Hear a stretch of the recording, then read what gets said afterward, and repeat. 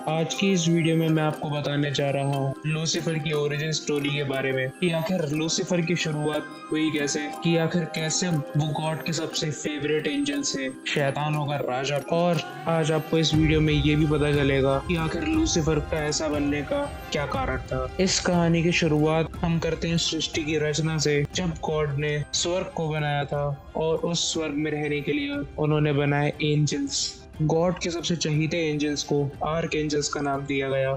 इन सब arc angels में सबसे प्रमुख एंजल था लूसीफर, जो कि सभी एंजल्स से शक्तिशाली, सुंदर और बुद्धिमान था। उस वक्त तक लूसीफर ईश्वर की बनाई गई सबसे श्रेष्ठ रचना थी। ब्रह्मांड में कोई भी नहीं था जो लूसीफर की बराबरी कर सकता हो। इस बात को लूसीफर भी बहुत अच्छे तरीके से जानता था। इसी वजह से लूसीफर के अंदर धीरे धीरे घमंड पनपना शुरू हुआ। उसे लगने लगा कि वो इतना श्रेष्ठ है कि ईश्वर की गद्दी उसे मिलनी चाहिए। उसके अंदर गॉड की गद्दी हासिल करने की इच्छा जागने लगी और इसी वक्त लूसीफर के अंदर पहले पाप ने जन्म लिया, जो था लालच। ईश्वर की गद्दी पाने के लिए लूसीफर ने और एंजल्स को भी भड़काना शुरू कर दिया। कई एंजल्स जो लूसीफर को सही मानते थे वो लूसीफर के पक्ष में चले गए, लेकिन काफी एंजल्स जो कि गॉड के प्रति ईमानदार थे वो अभी भी पूरी निष्ठा से ईश्वर के साथ खड़े थे।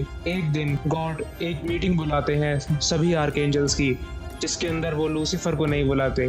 बट लूसीफर की वो अभी इतनी ज्यादा बढ़ चुकी थी कि उसे ये बात बहुत बड़ी बेइज्जती लगती है। इसके बाद इतनी छोटी सी बात के लिए लूसीफर अपने सभी वफादार एंजल्स के साथ गॉड के खिलाफ जंग छेड़ देता है, हेवेंस पर कब्जा करने के लिए। गॉड की तरफ से माइकल ने युद्ध लड़ा, जो कि लूसीफर का भाई था, पर अपनी सारी कोशिशों के बाद भी लूसीफर ये युद्ध हार जाता है। लूसीफर को युद्ध में हराने के बाद गॉड ने लूसीफर और उसके वफादार आर्क एंजल्स को हेवन से निकाल दिया और लूसीफर से उसकी सारी खूबसूरती छीन ली, इसके ऊपर उसे बहुत घमंड था। इसके बाद गॉड ने इंसानों की रचना की। गॉड ने दो इंसान एडम और ईव को बनाकर धरती में रहने के लिए भेजा। इस युद्ध के बाद लूसीफर अपनी हेवन में रहने की इस योग्यता को खो बैठा और धरती पे आ गिरा, इसीलिए उसे फॉलन एंजल कहा जाता है। लूसीफर की धरती पे आने से 7 डेडली सिंस भी धरती पर आ जाते हैं, जिसमें से पहला सिन है प्राइड, घमंड करना। दूसरा सिन है ग्रीड,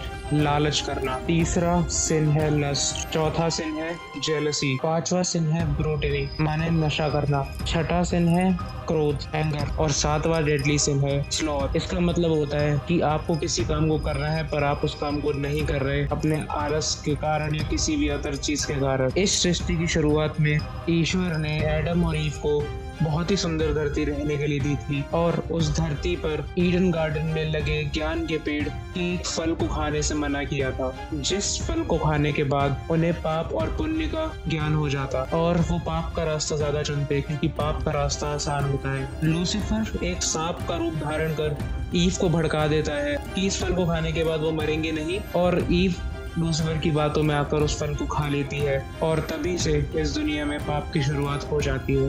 पर इस कहानी से हमें ये सीख मिलती है कि पाप और पुण्य का रास्ता चुनना हमेशा हमारे हाथ में होता है। लूसीफर की ओरिजिन स्टोरी और धरती पर पाप की शुरुआत की कहानी आपको कैसी लगी कमेंट बॉक्स में जरूर बताएं। मैं मिलता हूँ आपसे नेक्स्ट वीडियो में, तब तक के लिए गुड बाय। बताया नहीं, प्लीज छोड़ दो। नाम हुआ करता था ना सामुएल, एंजल ऑफ लाइट। अब लोग मुझे उस नाम से नहीं जानते। ये वो नाम है जो तुम्हारे डैड ने प्यार से रखा था।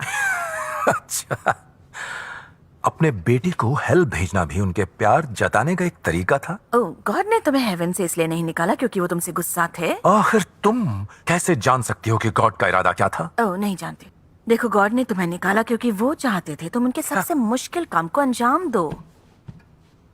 ये उनका एक तोहफा था। तोहफा? मुझे नकार दिया, मुझे बदनाम किया, उन्होंने मुझे जल्लाद बनाया।